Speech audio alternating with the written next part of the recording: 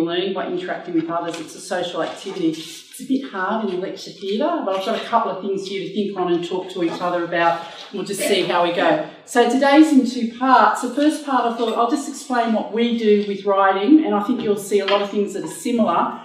And then I'm actually going to show you some practice from a school that's actually here today. They're part of our literacy numeracy action plan schools, and they're doing some really great stuff with their students in writing. So I'm going to show you what one of the teachers is doing at their school.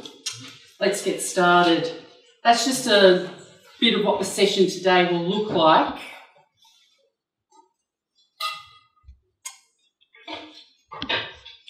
And I haven't got a clicker. So one of the things I just wanted to explain to you, because I find this fascinating, particularly if you don't work for Catholic schools, which is good. People call us the Catholics, which I find a really interesting label. But we've got 11 dioceses in New South Wales and we're all separate and we never work together, which is bizarre. So when I go to meetings or anything, people go, so in your Catholic schools in Parramatta, I go, no, we've got nothing to do with Parramatta. Or Broken Bay, no, we don't have anything. So it is a bit bizarre. So this is just a picture to show you. This is the area of Sydney where we focus our learning. We've got 70,000 students. And it's really, we're really unique because 67% of our students are from a language background other than English. So the majority of our students in our system view the world differently and view literacy differently because they all come from different backgrounds, different languages, different cultures, different beliefs, different expectations about learning, different understandings about the Australian school system, particularly with our recent intake of Iraqi and Syrian refugees who are just amazing. Out of that group, 41% of our students are learning English as an additional language. That's huge. So within our system, we always have to have a pedagogical lens that focuses on EALD when we're talking about writing. So I'm going to share that with you. Anytime, if you want to put your hand up, shout out a question, please do. I'm all for that.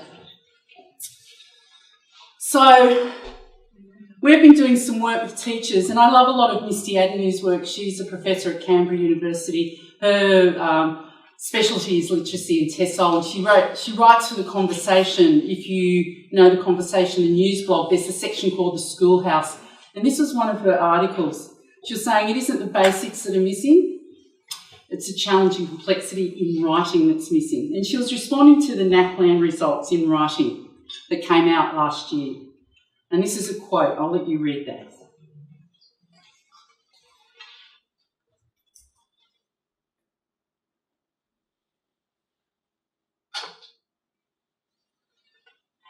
That bit, she used complex language structures to craft elegant and engaging written pieces. And that's what we've been focusing on. And that's the reference there. It's great. Google it again. Excellent piece of writing. So one of the first things that we do with our teachers, and it really fits in with what, if any of you went to Noella Mackenzie's session, yeah, isn't she great? We've actually used a lot of her Draw, Talk, Write, very successful with our students. But one of the things that we really try to do with our teachers is to say, let's view our EALD learners as coming richly with lots of language, linguistic resources, lots of experiences, but they're different to perhaps what's represented in the curriculum, but we still need to view them as positive learners, and that's very much the tone of a lot of Noella's work. She talks about what they already bring and can do to learning. So here are some questions I want you to think about. You can have a bit of a buzz. Think about your students that you work with, or if you work with teachers or schools, think about those communities. So what can they bring which might be different to what you're expecting in the classroom? What experiences, understandings do they have? What do you know about the backgrounds of your students?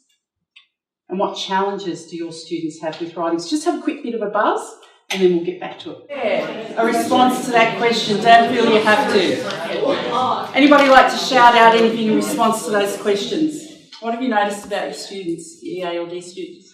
Some come with no schooling at all. That's right. They come with probably... Yes. Syrian ones, no schooling. Yeah, so we're finding with our Syrian refugee students, they've had severe disruption to their schooling. So some of them have had up to 3 years of not being educated, particularly if they're in Lebanon in camps. And so we've got 18, 19 and 20-year-olds sitting in year 10 and year 11 because they want to go to university. They also need to do it because their Medicare will be cut off if they're not being educated. A lot of the great structures that the New South Wales government put in to support these students are actually not enough because there's been so many. So for them to get access to education, they've approached our intensive English language centres. We have them operating in 3 sections of Sydney in our diocese. It's been quite huge. So they have a different experience of schooling. It might be a disrupted experience. Our younger kiddies, any into kindergarten, may or may not have had prior to schooling, but they still come with experiences, is what we say to our teachers. Don't assume they're coming as an empty slate. You all know that. Any other comments about your students? I see, taken from that point, that our EALD students have a wealth of knowledge and experience that I don't have. Yeah. So I find that fascinating to engage with them, to really discover who and what they are, to inform my practice. And I mean, I've got some students who've not been out of their community. Yes. Yeah. So in fact, I see that our EALD students who come from another setting have a wealth of knowledge and experience that can add to us as learners. I often find they have a wealth of knowledge about family and community that perhaps we don't have. One of the Syrian students I was talking to yesterday, 16-year-old boy, he said to me, the biggest difference I find between Syria and Australia, he said, how do you say it in English? He said individual. He said Australians are individuals. In Syria, we do everything together as a family, an extended family. And he finds that really interesting about our society. However, we do notice that there are some challenges in writing for our EALD students, and this may resonate with you. These are some of the things that we've found out. We've just talked about that. So their experiences mightn't match the experiences or the expectations that we have at school. Can I say to you the draw talk right that Noella talked about is perfect for EALD learners because it lessens the language load, so they can purely show you what they are thinking represented through drawing, which tells you a lot more about their capacity of learners than relying on them to use the English language, which is very new to them. They have different topic knowledge. We just talked about that one, but that's okay. We can build on that. The actual complexity of writing, Noella again referred to what a tough task writing is. It is really tough. So we need to explicitly teach our EALD students how the English language works. So as teachers, we need to know that. And I think that's where there's a bit of tension in terms of teachers' knowledge of grammar and how texts work. But that's okay. We work on that. Again, some of the text may be more familiar to them as a spoken text rather than a written text. We know with a lot of our Pacifica students from Tonga, Samoa, it's the oral language that's really important. The written is like, not so much, but that's okay. And then some of the writing that we do may be really unfamiliar. I remember working with the Sudanese and they would get really cranky if after we did reading a text and we asked them to do an activity, they did not get that. They said, you read for enjoyment or you read to learn a lesson, you don't read to do a writing activity. They used to get very annoyed. Okay. One of the things that I wanted to find out about from our teachers was how do the students view themselves as writers? Because we need to see students as more than their reading level and we need to see them more than their writing for NAPLAN. We need to see them in the bigger picture of what they are and how they view themselves as a learner. So I'm working with 50 schools at the moment, focusing on writing. I've got them all to go away and survey their students. They could do it however they like. But I was particularly interested in how the students viewed themselves as writers. This is what they said. Okay, this is from a Year 3, and this is really typical of our Year 3 students. Do you like writing? Have a look at that. 48% said they did. The other percentage, the big yellow one, said we do depending on what we're writing about. And do you know what all the K1 and 2 kids said? How much it hurts their hand to write. So they're all viewing writing as pen on paper, and that's a big part of it, but it's not the only part of it. The other thing we said, okay, do you think you're a good writer? Yeah, a lot of them actually did think they were a good writer. Some kids thought they were exceptional, outstanding. And other kids said, no, I'm not a good writer because I didn't do well in NAPLAN. That came up a lot. There's a reason I'm doing this. I'll tell you in a minute. Do you write or draw at home? This was fascinating.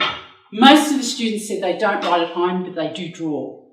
The ones that said they do write at home, what do you think is the one thing they write about all the time? They love it. And I'm telling you, it was across the 50 schools. They love imaginative writing. They love it. When I surveyed the teachers to find out what they find the hardest to teach, our teachers said imaginative text, imaginative writing. Interesting. They all said they do a lot of drawing at home, so they don't consider drawing as part of writing. So my question to the teachers is, what message are we giving them about writing? Because drawing is an important part of their cognition and showing what they know. That's all right. The other thing that I found fascinating was the students didn't mention any digital or social media writing. The only kids that did were the ones where the teacher prompted them and said, do you write emails, do you use text messaging? Again, we have to take into consideration the age of the students. So I'm particularly interested in the older students. No. That's the best piece of writing they've ever done. There was some really funny stuff in there. I was highly amused. It was great. These were some of the comments. They like writing at home and they like writing at school because their imagination can go wild. So most of the students talked about imaginative text. This kid was very funny, Year 5 kid. His responses to the other questions were hilarious, but he said he's a borderline writer. I actually think he's probably got potential to be a great writer. And writing's like being an inventor. Now, this teacher actually asked the kids, do you do any texting, emailing? This is a Year 3, so sorry about the font. I changed it from Google to PowerPoint. 19% of the kids said they did emailing. 38% said they did texting. Most kids don't see that as writing, yet I wonder how much of it they are engaged in the home. It's just a question that I have. And then we said, so what advice would you give? Most of them talked about neatness and punctuation and spelling. So they talked about the secretarial skills of writing, not so much the authorial. So this was interesting to me in terms of shaping some professional learning for teachers. And these, can I tell you, are EALD kids, a lot of them. This is kindergarten. I'll let you read that. Do you enjoy writing? I like writing because it helps you learn from your mistakes. How good's that? Do you enjoy writing? Yes, I like telling stories and drawing pictures so people can understand, and I practice at home. And this one, I like the one about what's your favourite thing to write about Kuala Lumpur because there's family love. So kinders are quite opinionated about their writing, which is great. Now, back in the day, just to give you a bit of background, in the late 1990s, I was working in an inner west school in Sydney with some colleagues. There were 4 of us, so it was Campsie, Lakemba, Punchbowl, Dulwich Hill. All of our schools were low socio-economic, high EALD. The EALD was about 80%. We had lots of Arabic speakers, lots of Vietnamese speakers, lots of Korean speakers, and we started to get more Chinese coming into our communities. We analysed over 1,000 pieces of writing because we were concerned about the lack of complexity in our Stage 2 and Stage 3 students' writing. So we analysed it, and it was pretty mind-blowing. While the content was suitable for Stage 2 or 3, Antarctica or the Goldfields or whatever, the actual language was exactly the same. I like. Cohesion, and, but, because. So some of us have been part, because we're really old, we'd been around in the 80s when the department, fantastic Department of Education, had a social power project. Do any of you remember that, the genre? Okay, so Jim Martin and Joan Rothery had done some research at Sydney University. They developed the teaching learning cycle as a structure, as a framework for explicit teaching of writing, particularly for students in disadvantaged communities. There was a social power project. MedEast, as it was then, drove it because we were working for disadvantaged schools in the Catholic system. We were allowed to come on board. So we used some of that work that we did to drive a new project we had for writing, and this is what we did. I was going to bring you some samples today, but God damn it, I missed the train this morning, just set the whole thing off. We actually documented, when we looked at the syllabus, the previous syllabus to this one, when you go into writing, it says this is what's expected at stage 1, 2, 3, early stage 1 in terms of using adjectives, using nouns, but they gave the same examples for early stage 1 as they did for stage 3. So what we did when we analysed our students' writing, we had a look at what had been done previously through that social power, we actually started to generate, this is the language. So if we're looking at adjectives through imaginative texts, adjectival phrases, adjectival clauses, what does it look like in early stage 1, but what's the expectation in stage 3? You can see the complexity is moving across. So we were teaching our students the language to write reports, the language to write imaginative texts, the different language you need to write argument genres. It all is based on genre.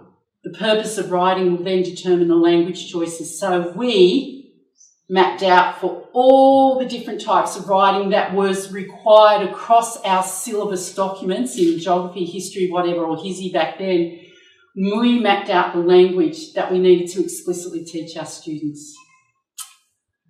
So we worked with all our low socioeconomic, high ESL schools, and it was very, very successful because we used the teaching learning cycle to drive this. It was authentic writing, and we had a really strong emphasis on oral language. But there was something missing.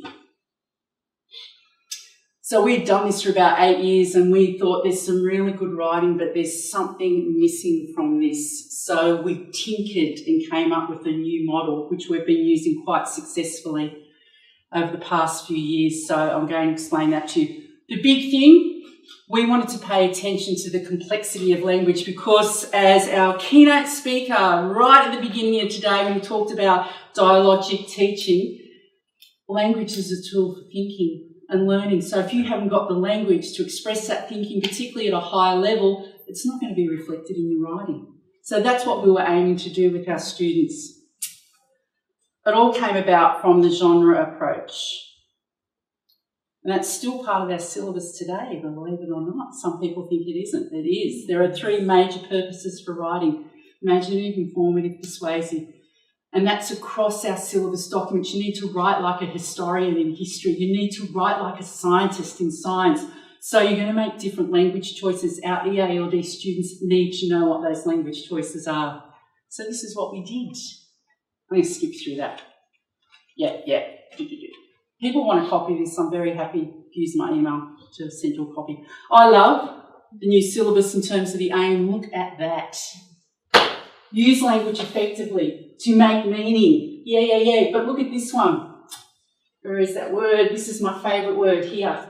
Enjoy. That was the reason I got the teachers to do the writing survey. I wanted to find out, do the kids actually enjoy writing? It's the same with reading. Do they actually enjoy reading? Who cares if they're on level 30?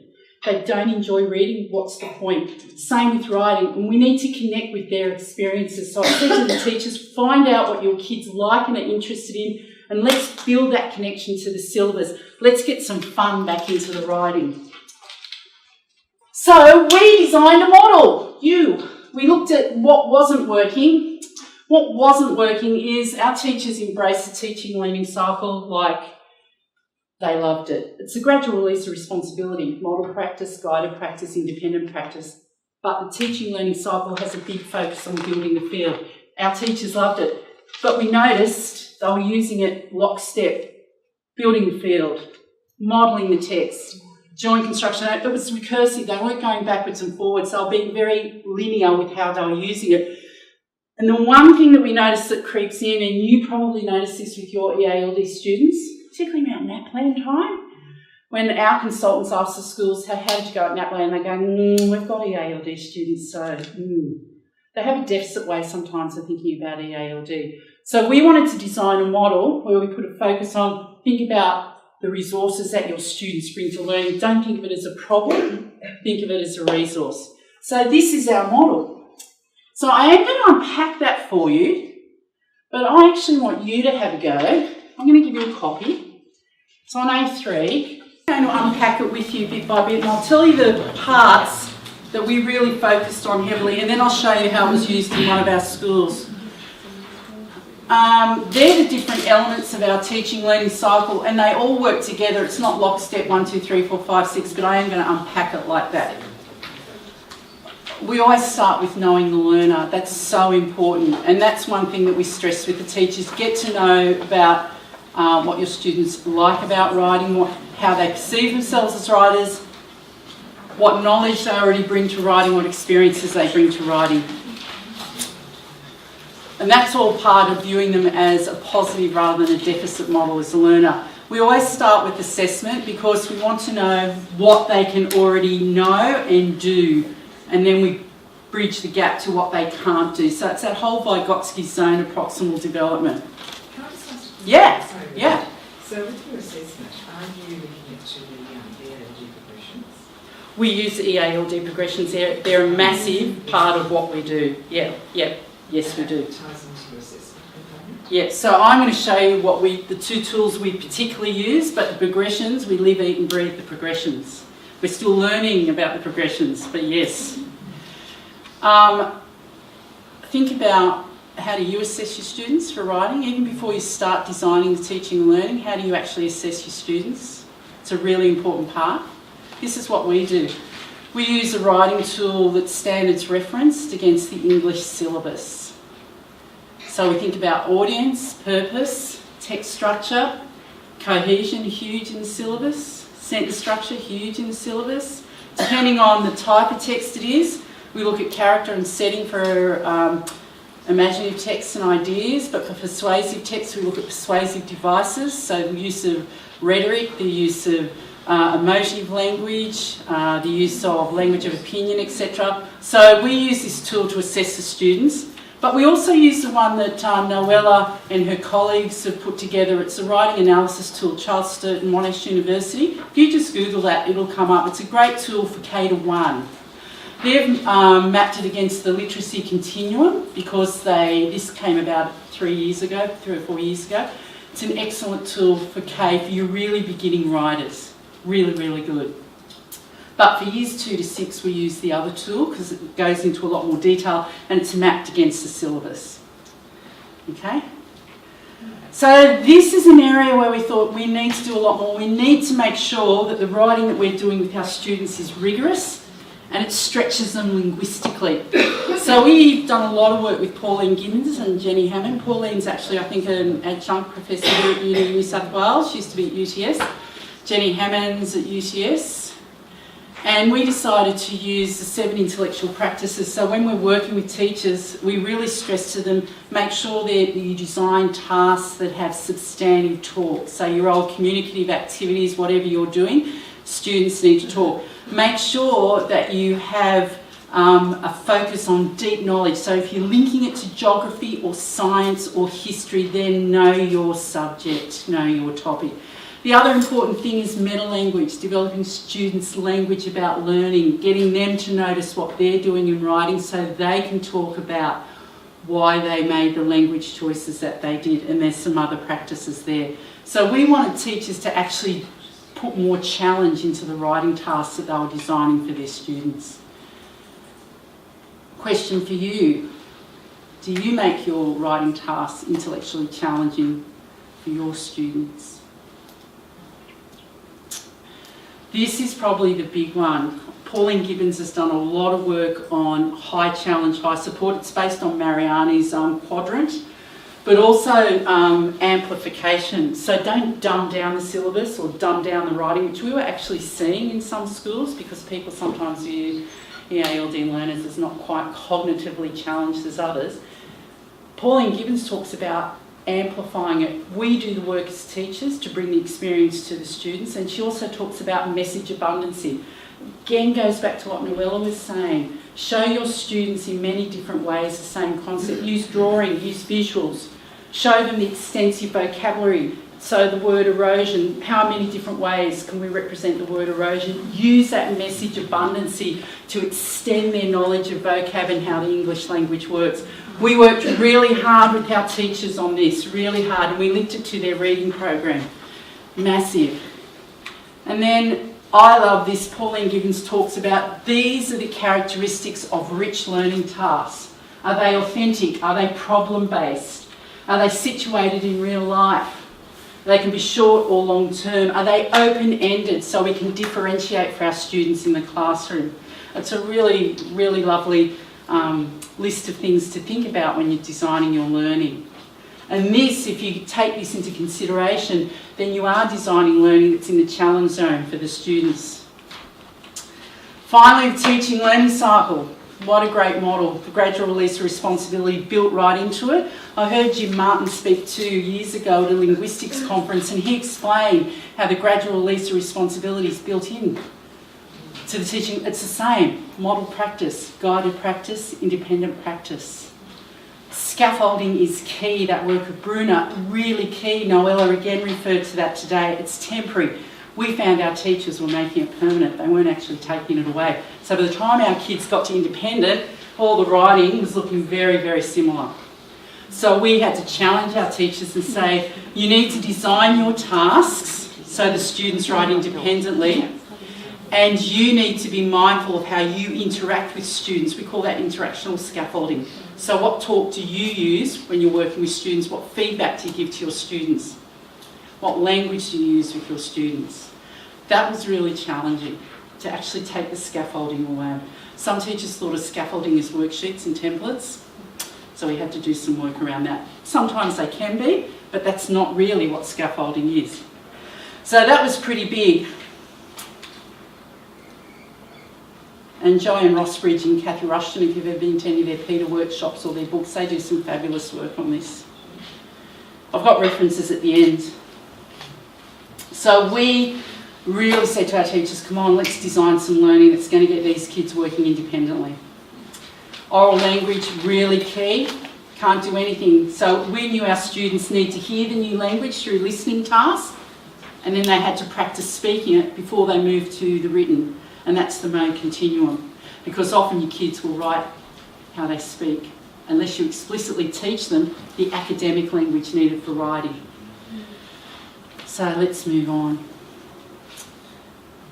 And finally, we had to go over again with our teachers about scaffolding. Scaffolding is the work that you do as a teacher at a point in time in the classroom, but the main scaffolding you use is the design of your teaching learning program step by step. That's scaffolding built into the learning. So we really had to work hard on those two. So think about the scaffolding that you use for your students. Is it temporary? Is it built into how you design your teaching learning programs? And how do you work with your students in the classroom to scaffold their language? It's lucky teaching's an easy job, isn't it? Really? And then we've got an authentic learning statement, so we have to link everything back to our system strategic plan. So that all worked well. So, are you any clearer on those questions? Just have a little buzz. You've heard enough of me talking, and then I'm going to show you what it looks like in the classroom. Have a little buzz. Any comments? And I'll quickly whip you through what it looks like in a Year 4 classroom. All good? Right. I love this visual, because look what's in the middle. This is so important for EALD kids. Everything we do through the English syllabus should be to make meaning through language. It's in context. Our syllabus is based on a functional approach to language. It's about making meaning. So we need to make sure it makes meaning. We're just having a chat down the front about, for a lot of our students, their audience is often the teacher. So sometimes the writing isn't authentic. So there's lots of things that I think we can still tinker with writing. But this is what it looks like at Sadleir Miller. Julie Casey is one of our instructional leaders, and she works in a highly disadvantaged area. Her population, there are no English-speaking background students in this school. It's only a small school. 100% LeBoat, and out of that 95% of students are EALD, and that includes our Aboriginal and Torres Strait Islander students who also attend that school. There are 14 language backgrounds. So she wanted to design a unit of work collaboratively with her. She was the EALD teacher at the time, and it was a single stream school, so she was working with a Year 4 teacher, and they wanted to do some persuasive writing. Now, a number of these students also were identified as having special needs. So for her, working with what might seem 21 students is a small group, the complexity of the group was quite a significant challenge in designing the learning. This was her goal. They knew by the end of the unit they wanted the students to write a written piece, a persuasive piece of writing in the first person showing perspective. And she wanted them to compose a multimodal text. So she used a lot of authentic mentor text, which I'll show you shortly. And she had a real strong focus on explicit instruction to teach them about not only the genre, but also the language that's needed. So she used a grass model to design. Oops, sorry, that's my finger being trigger happy there. You can see that there's the goal. I did have this animated, but it's obviously not working. And there's success criteria identified down here. So she knew what she was looking for, and that guided how she developed her teaching program with her colleague. So in a preparation for assessment, she consulted the syllabus and the school scope and sequence, and that's how she documented it. They came up with focus questions. They then looked at the content demands of the syllabus and specifically the language demands that she knew EALD students might find challenging. So there are the content demands and there are some of the language demands. I'm sorry it's a bit blurry, but I'll unpack that in a minute. And then she identified what type of text they would compose, and there it is there. That's the persuasive text, and that's her success criteria. So that was all her planning to get the assessment to drive the unit. So this was her assessment. She knew the kids knew about homework. Whenever you do a pre-assessment, you always give them a topic they know about, because you don't want to focus on the topic, you want to focus on what they know about writing. And you can see that she's colour-coded some of the. This is from one student's piece of writing. She's colour-coded, and this is why she colour-coded, because she was looking at what was in the syllabus. So she knew that the language of opinion was there in yellow. I believe, I believe, I believe. Same, same, same. Causal connectives, because. This is year 4. Temporal connectives, no. Persuasive devices, not really. And modality, no. So this is year 4. So she knew that she had a lot of work ahead of her. So she assessed all her students and used our writing tool, and you can see we colour-code the cells, so you can see straight away, according to the key, where the areas are. So none of the students have paragraphing, for example. Yeah. So from that, she then just did a quick brainstorm of the things that she saw from the pre-assessment, so what the needs of the students, the gaps that were in their learning. So she prioritised that. She couldn't address them all, but she prioritised the needs that she thought were the most important for this piece of writing. And what are the expectations of the syllabus? So she referred everything against that, and she chose some really good mentor text. So because she'd worked out where their gaps were, she knew the types of text that she needed to use throughout the teaching learning cycle. So she chose a digital version of Don't Let the Pigeon Drive the Bus, because it had a lot of information about the types of questions. She chose the Mother Nature video by Julia Roberts because it had a lot of persuasion in it and cause and effect language, or causal connectives. Charlotte's Web, there was lots of emotion. You know the story of Charlotte's Web, so she was really going to introduce them to those persuasive devices where you tug at the reader by using emotive words. She also chose The Great Bear, a picture book I'm not familiar with, but it looks fantastic. And she also used a NAPLAN, just very quickly, just to show the students what's expected of a persuasive text. So she chose a variety of texts, and that worked really, really well. So she turned all of this now into some teachable steps. So she just quickly roughed out, okay, these are the texts I'm using, and this is the area of language I'm going to focus on. This is what I'm going to exploit through it. And she knows she has to make this challenging for the students as well. So she matched the text to the teaching focus. So she matched it back to what she saw come out of the pre-assessment. Then she developed a pacing guide. So this in her head was how she's going to do it over 7 weeks. Now you can notice she's got writing and reading because she uses both to build the fields and to work in reading on exactly the same area. What are the persuasive devices? So this is how she did it. She started to think about the teaching learning cycle. And again, we did a lot of work on it's not lockstep. You can go backwards, forwards. It depends on the student. So she decided to start with building the field, but do modelling, text deconstruction together. And she did that. And she did it in reading and writing. And she looked at persuasive language, particularly in the first 2 weeks. Then she went back to modelling and deconstruction again when she looked at the new text. She went back 5, yep. And you can see she's moving backwards and forwards through the teaching learning cycle. So she's not going 1, 2, 3, 4, she's going backwards and forwards. This was her dream. It didn't turn out like this. She had to make changes because the kids had different needs, but it worked really well. So she developed a program from that pacing guide. And I'm just showing you the focus on reading. Reading was really important in supporting the writing, and listening and speaking, specific listening tasks, hot seat, to talk about the character and practice using some of that emotive language that they were learning. Very quickly, she also had a focus on grammar. Yep. Same with this next one. I'll just flick through this.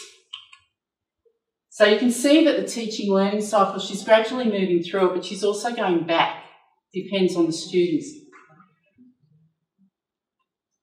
And that's the scaffolding. Anyway, I'm going to move you on. Let me get out of here, escape, just so we can finish. This is what I want to show you.